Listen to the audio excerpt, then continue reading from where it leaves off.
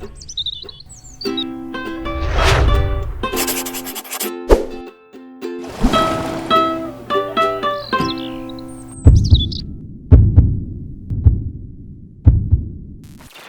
noite a todos. Boa noite. Hoje, exatamente dia 21 de outubro de 2024, estamos reunidos para estudar a Revista Espírita. Estamos em fevereiro de 1861. A tia está aqui presente, mas está gripada, então ela vai ficar mais quieta. De apoio, né? Vai dar um apoio.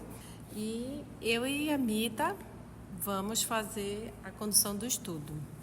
Mas antes, vamos fazer nossa prece de agradecimento. Então, fechemos nossos olhos, pensemos na imagem do Mestre Amigo. E, querido Jesus, queremos te agradecer a oportunidade de chegarmos aqui, a este local que nos recebe, nos acolhe com tranquilidade, fraternidade, amor e paz. Que grande oportunidade termos esse espaço para estudarmos, aprendermos, compreendermos sobre essa doutrina, onde sabemos que a morte não é o fim, que o nosso destino é conforme o que executamos e fizemos aqui, que o presente é ligado ao passado, tanto o passado de ontem, da vida encarnada, como o passado de outras vidas. Então ajuda-nos a estarmos presentes neste momento, para aprendermos estas lições e colocarmos no nosso dia a dia. Ajuda-nos principalmente com a tua misericórdia, pois tu sabes que nós somos os filhos rebeldes, os filhos que recalcitram, os filhos que não gostam da lição, que se rebelam contra a tarefa e a prova. Ajuda-nos com teu amor e ajuda-nos principalmente a compreendermos e finalmente entendermos que tu estás conosco desde sempre, que assim seja. Então nós estamos exatamente sabendo do mundo espiritual na evocação, o suicídio de um ateu, que é uma passagem que se encontra no Livro dos Espíritos, ou no Céu e o Inferno, desculpe, e que na semana passada nós vimos a evocação desse espírito e depois foi feita a evocação do irmão dele, que também era ateu, mas ele não se suicidou. O outro era ateu e se suicidou, e esse não se suicidou. Os dois sofrem, mas o que se suicidou sofre mais. E relembrando também, o que se suicidou sofre também porque ele é compelido, obrigado a acreditar nas verdades que ele não acreditava. E aí o Kardec pergunta para o irmão assim, mas por que ele sofre por isso? Aí ele disse, igual como aí na Terra, dá o braço a torcer, falando assim com as nossas palavras, dá o braço a torcer, admitir que estava errado, dói. E ele está nessa rebeldia de não querer aceitar, mas também dentro de uma realidade que é impossível negar. Então ele está nesse sofrimento que queima dentro dele. E uma outra coisa, que o irmão que não se suicidou, que também sofre, ele pede uma coisa para nós nunca nos esquecermos, ele pede por prece. Que a prece pode ajudá-los nesses transes de sofrimento, e ele reconhece que eles sofrem também pelo orgulho. Então, questão 22, Kardec pergunta, quereis falar dos irmãos encarnados ou dos espíritos? De uns e de outros. Nesse caso, ele fala dos espíritos, sobre a prece. Então, a gente vê aqui que ele está dizendo que a prece tanto beneficia encarnados como desencarnados. E nós sabemos, os espíritos não cansam de nos dizer que se nós soubéssemos a eficácia e o valor da prece, nós não nos afastaríamos dela. E eu ouso dizer que nós sabemos, mas ainda assim nós deixamos isso para a última coisa, quando deveria ser sempre a primeira coisa a ser feita. E acho interessante que ele fala assim, só a prece dos nossos irmãos pode ajudar-nos nesses transes. E aí a pergunta do Kardec é sobre os encarnados ou os desencarnados. E aí é interessante porque não agora, mas em várias obras, né, a gente tem a importância também dos espíritos desencarnados, ainda muito materializados, a obra de André Luiz, sempre falando da prece, ainda mesmo para os que já estão desencarnados. Então, talvez por isso ele pergunte, dos encarnados ou dos desencarnados, né? 23. Quando nos entretínhamos com o vosso irmão, uma das pessoas aqui presentes orou por ele. Essa prece lhe foi proveitosa? Ela não se perderá. Se ele agora recusa a graça, outro tanto não fará quando estiver em condições de recorrer a essa divina panaceia. Panaceia é remédio para todos os males, né? E olha como ele diz. Ele se refere à prece como uma divina panaceia. Ou seja, a prece serve para todos os males. E aqui mais em cima, ele diz que onde ele está é uma situação insuportável, não há calma nem repouso. Não se encontra um pouso de tranquilidade, senão no momento em que a graça divina, isto é, o amor de Deus, nos toca. Ou seja, o amor de Deus está sempre com a gente e com intercessões de quem ora, se lembra dessa pessoa numa prece, é um momento de refrigério, é um momento de calma. Transmitindo a resultante destas duas evocações, a pessoa que nos havia solicitado, tivemos dela a seguinte resposta. Porque alguém pediu para fazer essa evocação e aí eles passaram essa resposta, tanto de quem eles pediram, do que havia se suicidado, quanto do irmão, e aí vem a resposta. Não podeis imaginar, meu caro senhor, o grande benefício advindo da evocação de meu sogro e de meu tio. Reconhecemos-los perfeitamente. A letra do primeiro, sobretudo, é de uma analogia notável com a que ele tinha em vida, tanto mais quanto durante os últimos meses que conosco passou, essa letra era sofreada e indecifrável. Aí se verificam a mesma forma de pernas da rubrica e de certas letras, principalmente os D, F, O, P, Q e T. Ou seja, ele está falando da caligrafia mesmo, a forma que ele escrevia, até as perninhas da letra, muito similar com a dos parentes que ele solicitou a evocação. Quanto ao vocabulário e ao estilo, a semelhança é ainda mais frisante. Para nós, a analogia é completa, apenas com maior conhecimento de Deus, da alma e da eternidade que ele tão formalmente negava outrora. Não nos restam dúvidas, portanto, sobre a sua identidade. Deus será glorificado pela maior firmeza das nossas crenças no Espiritismo e os nossos irmãos encarnados e desencarnados se tornarão melhores. A identidade de seu irmão também não é menos evidente. Na mudança de ateu em crente, reconhecemos-lhe o caráter, o estilo, o seu modo de falar. Uma palavra sobre todas nos despertou a atenção. Panaceia, sua expressão predileta, a todo instante repetida.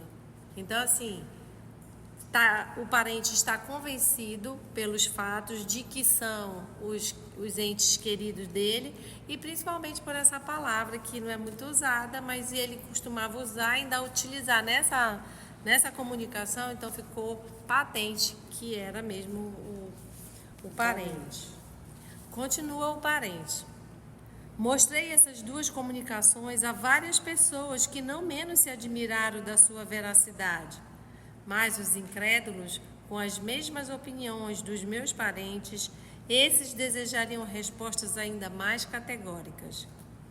Queriam, por exemplo, que o senhor D se referisse ao lugar em que foi enterrado, onde se afogou, como foi encontrado e etc. A fim de convencê-los, não vos seria possível fazer nova evocação, perguntando onde e como se suicidou, quanto tempo esteve submergido e em que lugar acharam o cadáver, onde foi inumado, de que modo, civil ou religiosamente, foi sepultado? Dignai-vos, caro Senhor, insistir pela resposta categórica a essas perguntas, pois são essenciais para os que ainda duvidam. Estou convencido de que darão, nesse caso, imensos resultados. Dou-me pressa a fim de esta vos ser entregue na sexta-feira de manhã, de modo a poder fazer-se evocação na sessão da sociedade desse mesmo dia, etc, etc. Fecha aspas. E aí, ele, com todas essas convicções, ele quer mais detalhes, mais minudências de como foi, onde foi, quando foi, para convencer. Porque com certeza os incrédulos com mais detalhes serão convencidos. E a gente sabe que não. Mas quanto mais ele der, mais vão querer. Vão dizer, isso aí é fácil, ele leu no jornal, quem não sabe. Então assim, e ainda diz assim, estou mandando para chegar na sexta de manhã, para sexta de tarde, na noitinha, já ter vocação dele. Por favor, hein? E aí vem a resposta de Kardec. Ele diz, não para mim, para os outros. Aí Kardec diz, reproduzimos esta carta pelo fato da confirmação da identidade e aqui lhe anexamos a nossa resposta para ensino das pessoas não familiarizadas com as comunicações de além-túmulo. Então Kardec recebeu, publicou e também vai publicar a resposta que é para a educação geral. Né? Diz Kardec, as perguntas que nos pedistes dirigir novamente ao espírito de vosso sogro são incontestavelmente ditadas por intenção louvável, qual a de convencer incrédulos, visto como em vós não mais existe qualquer sentimento de dúvida ou curiosidade. Então não é para você, a gente já sabe, é para os outros. Contudo, um conhecimento mais aprofundado da ciência espírita vos faria julgar supérfluas essas perguntas. Em primeiro lugar, solicitando-me conseguir resposta categórica, mostrais ignorar a circunstância de não podermos governar os espíritos ao nosso desejo. Então, primeira aula, primeira categoria. Espírito não está para responder o que a gente quer, para dizer o que a gente quer na hora que a gente quer. Então, já fica aqui que quem faz isso ou deve estar sendo joguete ou passando por um embuste, ou sendo um embusteiro, né? Ou seja, espírito não é empregado de ninguém. Ficai sabendo que eles nos respondem quando e como querem, e também como podem. A liberdade de sua ação é maior ainda do que quando encarnados, possuindo meios mais eficazes de se furtarem ao constrangimento moral que por acaso queiramos exercer sobre eles. As melhores provas de identidade são as que eles fornecem espontaneamente por si mesmos, ou então as oriundas das próprias circunstâncias. Estas é quase inútil provocá-las, as circunstâncias. Né? Segundo afirmais, o vosso parente provou sua identidade de modo irrecusável. Por conseguinte, é mais que provável a sua recusa em responder a perguntas que podem, e com razão, ser consideradas supérfluas, visando satisfazer a curiosidade de pessoas que lhe são indiferentes. A resposta bem poderia ser a que outros têm dado em casos semelhantes, isto é, para que perguntar coisas que já sabeis? Então, os entes aqui não têm, pelo estado deles, não tem essa permissão, talvez, para responder tudo, nem conhecimento para responder tudo. Ninguém sabe, então não pode dizer, vou fazer pergunta, ele vai responder na hora que a gente decidir aqui, ele vem. Então, não é assim, né? E certas perguntas que ele faz aqui, como assim, em que lugar acharam um cadáver? Onde foi enterrado?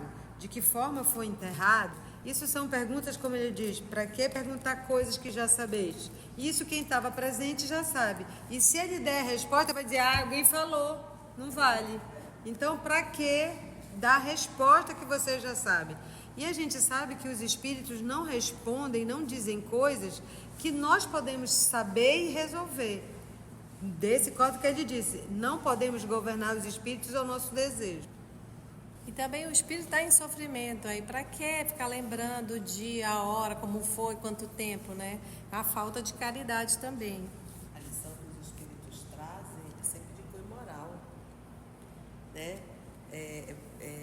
O que eles vão vir fazer só para satisfazer a nossa vã curiosidade?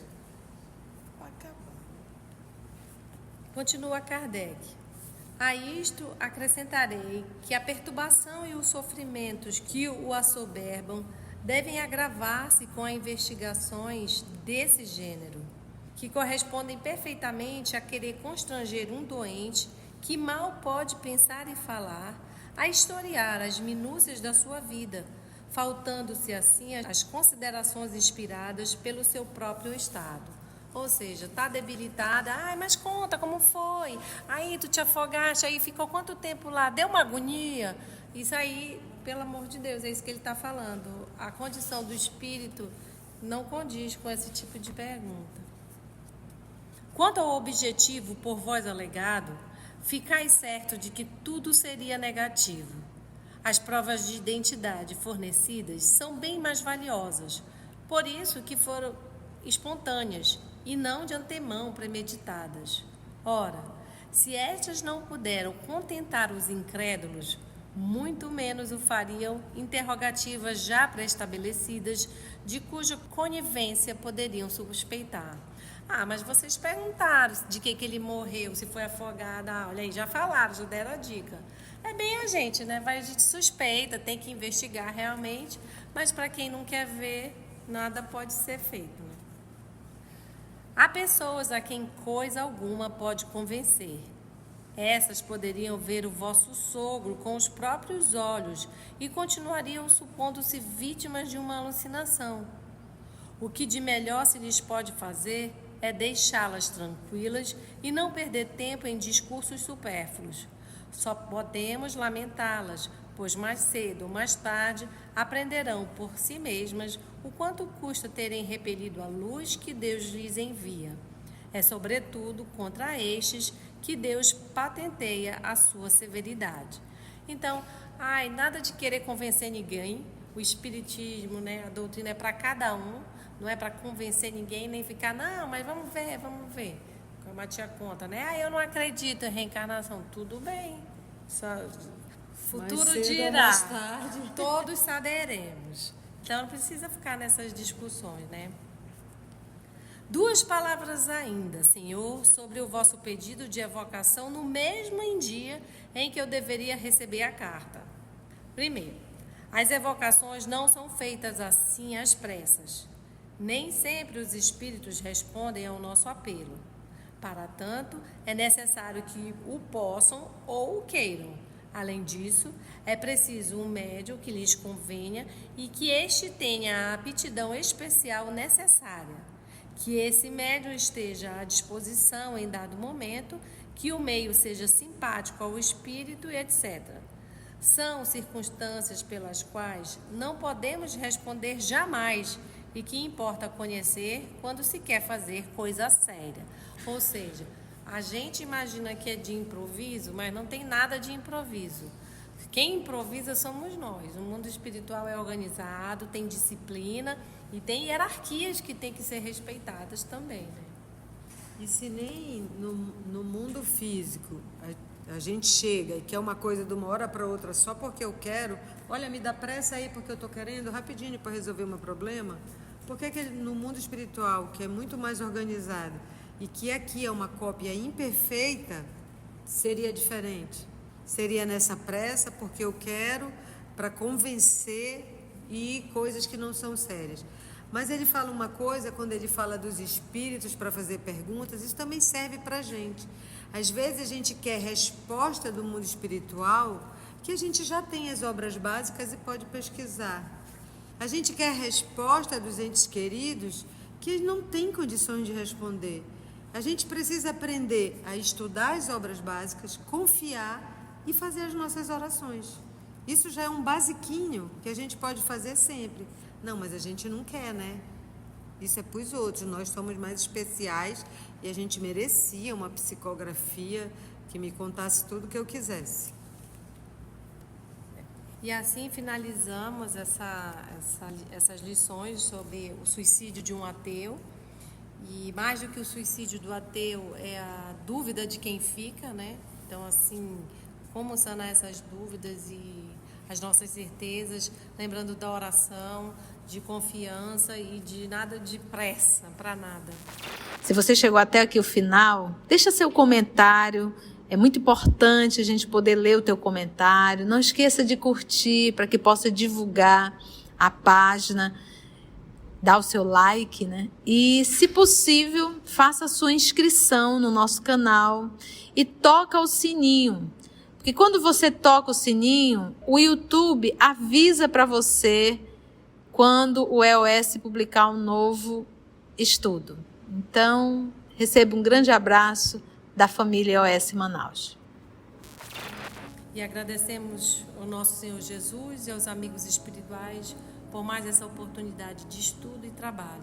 E até o nosso próximo encontro, se Deus assim permitir. Que assim seja.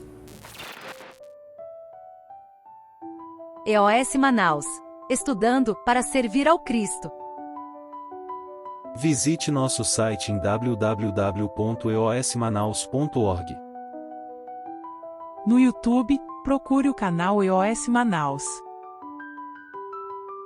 Participe do nosso grupo no Facebook. No Instagram somos @EOS Manaus. Escute e estude na Rádio Manaus de Estudos Espíritas. Estamos, também, em diversas plataformas de áudio. Procure EOS Manaus, no seu aplicativo preferido. EOS Manaus. Estudando para servir ao Cristo.